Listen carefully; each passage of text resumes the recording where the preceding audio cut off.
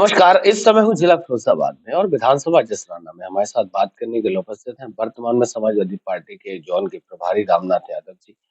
उससे पहले कई पार्टियों में काम करा, संघर्ष करा, समाजवाद की विचारधारा को अपनाया, नेताजी के साथ काम किया।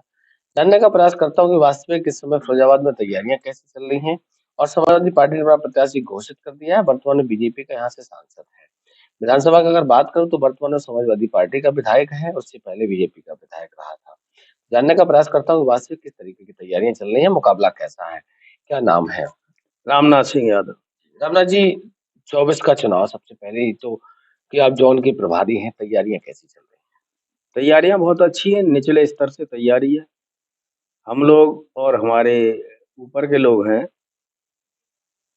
सांसद जी हैं, चाहे अक्षय जी, चाहे जिला अध्यक्ष जी हैं, चाहे एमएलए विधायक जी हैं, सारे लोग बड़ी तैयारियों में लगे हैं।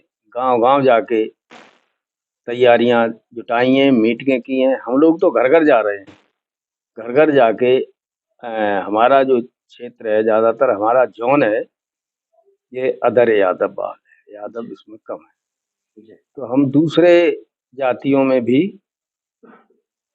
घर-घर जाके अपने वोटों को अपनी पार्टी के जितने संसाधन पार्टी ने जुटाए हैं, जितने काम किए हैं पार्टी ने लोगों के लिए, वो सब बता के, उनको समझा के, चाहे 100 नंबर हो, चाहे पुलिस की गाड़ी हो, चाहे बम्बा की भराई हो, ये सारी चीज़ें माफ़िक की हैं। उन्हें जा के समझाते हैं, लोगों को समझ में आ रहा है। सारे लोग अब की बार हमारी पार्टी को, माननीय अक्षय यादव जी को वोट कर रहे हैं। हर गांव से वोट मिलेगा, ऐसा कोई गांव नहीं है जहां से वोट ना मिले। वर्तमान के सांसद का कार्यकाल कैसा है? वर्तमान के सांसद तो 5 साल में किसी ने देखे ही नहीं, बिल्कुल नहीं आए। और उन्हें टिकट मिला तब भी नहीं देखे, हवा में सांसद बना दिए और हवा में सांसद आए और हवा में ही सांसद चले गए। न तो उनका कोई कार्य दिख रहा है, न वो क्षेत्र में किसी से मिलने आए, न किसी के दुख दर्द में आए। कहाँ जाते हैं, कैसे रहते हैं, कैसे बीजेपी के लोग उन्हें एडजस्ट कर पा रहे हैं, ये भगवान जाने। हमारे लोग इतने भागते हैं, पार्टी के लोग काम करते हैं इतना, और सारे लोगों से मिलते हैं, सारे लोगों के सुख दुख में जाते हैं, तब हम लोग एडजस्ट कर पाते हैं। लेकिन बीजेपी के तो लोग चले आते हैं, उन्हें वोट मिल जाता है, जाने कैसे जनता वोट देती है। ये समझ से बहुत परे है।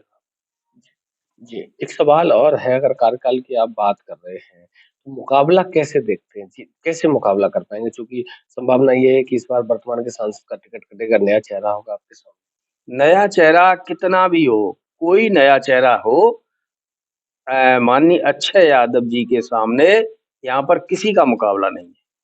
कोई मुकाबले में नहीं है, चाहे कोई कितनी बड़ी हस्ती क्यों ना आ जाए। यहाँ मुकाबला बिल्कुल अलग है। अच्छे वोटों से लीड होगी सांसद जी की, इसे कोई नहीं रोक पाएगा। अब की बार हमारा खुद का वोट भी मिल रहा है और अन्य जातियों का भी बहुत समझ में आ रहा है। बीजेपी से अलग होने की राह बना रहे हैं लोग, तो अन्य जाति भी वोट कर रही है हम समाजवादी पार्टी। पिछली बार क्या कमी रह गई थी? कहाँ किस कारण क्या रहा जो हार का मुँह देखना?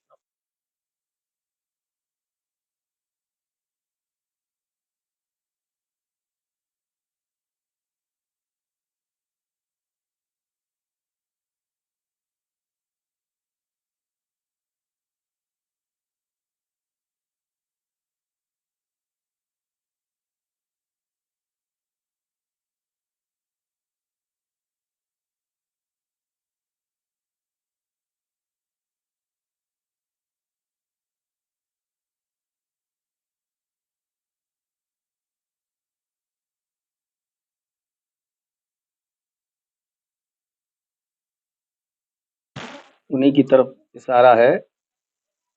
चाहे भीतर से तो अन्य लोग भी चले गए, हरिओम जी तो खुल के ही चले गए, इसलिए उनका थोड़ा अंतर आया था। इस बार जीत के प्रति पूरे आश्वस्त हैं। पूरे आश्वस्त हैं, जीत को कोई नहीं रोक पा रहा है, किसी भी कीमत पर नहीं रुक रही है। क्या संदेश देना चाहते हैं 2024 में लोकसभा की जनता? लोकसभा में समाजवादी पार्टी अच्छा प्रदर्शन करेगी पूरी यूपी में, ये बिल्कुल सही है।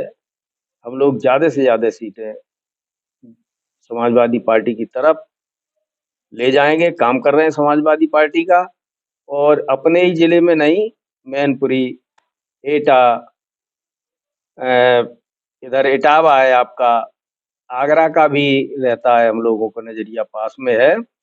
तो ये सीटें लगभग कन्फर्म है हमारे यहाँ।